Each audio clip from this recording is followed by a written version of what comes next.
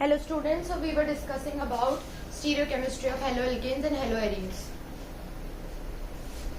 Last point of this concept is, now you know inversion in configuration क्या होता है, you know what is retention in configuration and you know what is racemic mixture.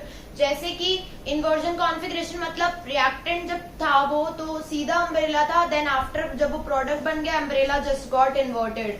Retention मतलब सीधा umbrella था, सीधा ही रहा.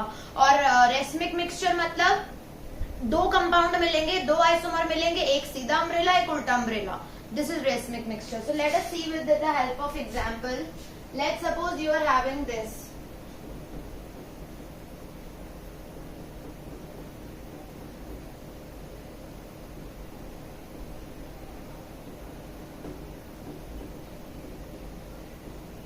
Okay, you are having this particular compound. Now, I have told you to do inversion of this. And you have to react with Y. तो अगर आप इसका inversion product बनाएंगे तो इन्वर्जन में ये पूरी तरह उल्टा हो जाएगा.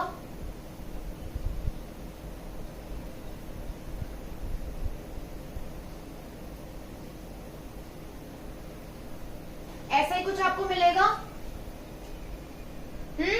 Earlier it was connected to the left side, now it is connected to the right side. यही तो होता है inversion in configuration. तो इसको मैंने जैसे नाम दे दिया A. इधर मैं कराती हूँ रिटेंशन.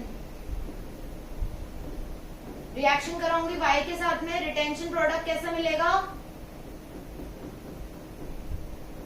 सब कुछ ऐसा का ऐसा, ओनली X की जगह Y आके बैठ जाएगा. That's it. Everything will remain same. This is B. This is the product of retention. This is the product of inversion. Now, if we get A plus B in the answer, तो ये हो जाएगा racemic mixture. मतलब आपको answer में अगर ये भी मिलता है, ये भी मिलता है, इसका कॉम्बिनेशन मिलता है, तो it is known as racemic mixture. And here we completed with the stereochemistry of haloalkanes and haloarenes. इसमें इतना ही आपके लिए sufficient था. SN1 and SN2 mechanism. Now, whenever you will face a question of SN1, SN2 that you are definitely going to get, आपको उसको पूरा explain करना है, पूरा discuss करके बताना है. अगर required हो तो आप उसमें उसकी stereochemistry भी बताएंगे. Let's suppose आपको एक compound दे दिया, they have told you कि इसको SN1 से करके बताओ, इसको SN2 से करके बताओ, क्या क्या changes है वो बताओ. तो you will be writing everything. उस reaction को SN1 से करोगे, उसको theoretical में भी लिखोगे, reaction भी लिखोगे, theory में भी लिखोगे कि आपने क्या क्या किया है, क्या बना है. कार्बोकेटायन बनता है, फिर कार्बोकेटायन अनस्टेबल होता है तो उसको आप न्यूक्लियोफाइल फिर अटैक करता है. सेकंड स्टेप में रेट डिटरमिनिंग स्टेप क्या है, रिटेंशन वाला कॉन्फ़िगरेशन बनेगा. Everything you will explain. Similarly for SN2 5 coordinated system बनता है, अनस्टेबल होता है, तो रिएक्शन में भी शो करोगे, थ्योरी में भी लिखोगे.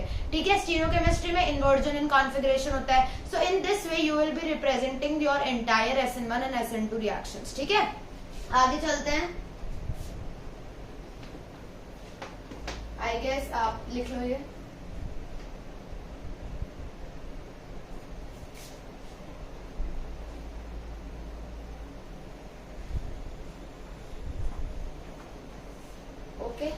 इसके बाद let us talk about reactions of haloalkanes. Reactions of haloalkanes. ठीक है. सबसे पहला इसमें आता है अपना एलिमिनेशन रिएक्शन.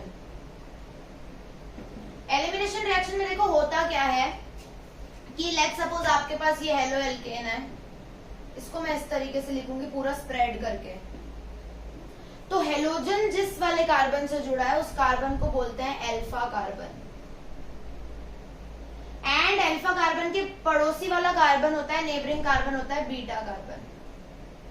तो इस कॉन्सेप्ट का ये कहना है कि अगर हेलोजन जिस कार्बन से जुड़ा हुआ है तो हेलोजन से जो बीटा कार्बन है, ये अल्फा कार्बन है, उसके पड़ोसी में बीटा कार्बन है, तो बीटा कार्बन से जो हाइड्रोजन जुड़ा है उसका एलिमिनेशन होएगा.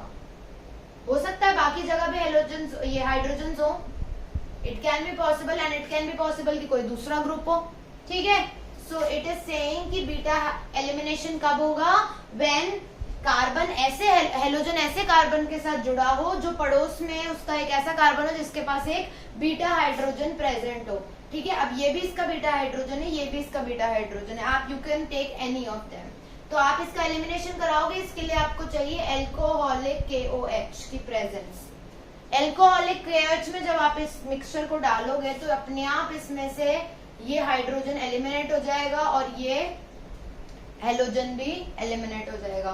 तो जब ये एलिमिनेट हो जाएगा, इसकी इक्विवेलेंसी गई, इसकी इक्विवेलेंसी गई, तो आपके पास बन जाएगा एल्कीन प्लस एक हेलोजन और प्लस ये जो निकला हुआ हाइड्रोजन है। अगर इसके ऊपर किसी न्यूक्लियोफाइल ने रिएक्ट करा होगा या कोई बेस इसके ऊपर रिएक्ट करने आया होगा तो बेस लग जाएगा हाइड्रोजन के साथ में, या न्यूक्लियोफाइल कह लो, न्यूक्लियोफाइल लग जाएगा हाइड्रोजन के साथ में, and this will be your reaction, elimination reaction.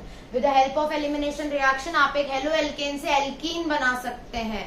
ठीक है, हेलो एल्केन से आप एल्कीन बना सकते हैं with the help of beta elimination reaction. Note this down. Next देखते हैं reaction with metal. How halo alkane gets reacted with metal. तो ये पर्टिकुलर जो रिएक्शन होता है मेटल के साथ में, मतलब हेलो एल्केन रिएक्ट करेगा, हेलो एल्केन प्लस मेटल की बात कर रहे हैं, तो ultimately they are talking about carbon plus metal. Halo alkane में कार्बन भी तो होगा, एल्काइल ग्रुप है तो कार्बन से ही मेटल कनेक्ट होगा। तो अगर कार्बन और मेटल का कोई कंपाउंड होता है उसको आप कहते हो ऑर्गेनोमेटालिक भी नाम होता है, ऑर्गेनोमेटालिक्स भी कहते हैं इसको, जब कार्बन और मेटल आपस में रिएक्ट करते हैं। तो हेलो एल्केन में कार्बन भी है ही ऑब्वियसली एल्काइल ग्रुप में, तो it is organometallic compounds. Organometallic की सबसे ज्यादा पढ़ाई किसने करी थी? एक साइंटिस्ट थे, you can note it down so that I can रब।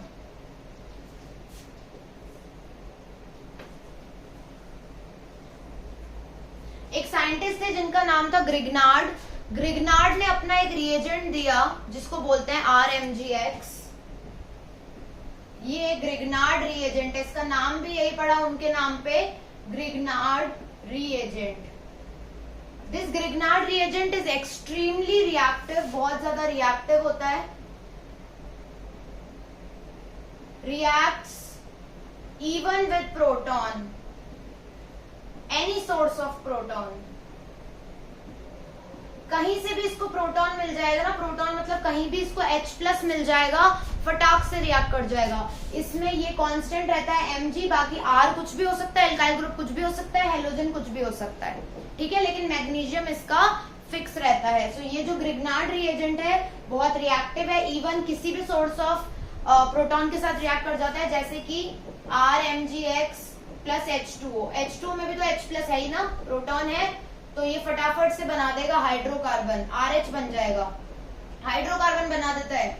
जैसे ही ग्रिग्नार्ड रिएजेंट रिएक्ट करता है किसी भी प्रोटॉन से या H+ से, वो हाइड्रोकार्बन बना देता है। हाइड्रोकार्बन मतलब जिसमें सिर्फ कार्बन एंड हाइड्रोजन हो। ठीक है, तो वो हाइड्रोकार्बन बना देगा। तो आपको बचना है, अगर आप नहीं चाहते हाइड्रोकार्बन बनाना तो आपको ग्रिग्नार्ड रिएजेंट को पानी से बचाना पड़ेगा। पानी से तो रिएक्शन करवाया है, मतलब मॉइस्चर से बचाना पड़ेगा।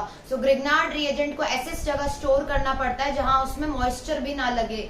ठीक है, मॉइस्चर भी लगेगा तो वो हाइड्रोकार्बन बना देगा। हाइड्रोकार्बन यहाँ RH बन गया, बचा क्या? MgOH। So you can write down this also। ये लिखने के बाद ये भी लिख लो, Grignard reagent should be taken care of well because it even reacts with moisture.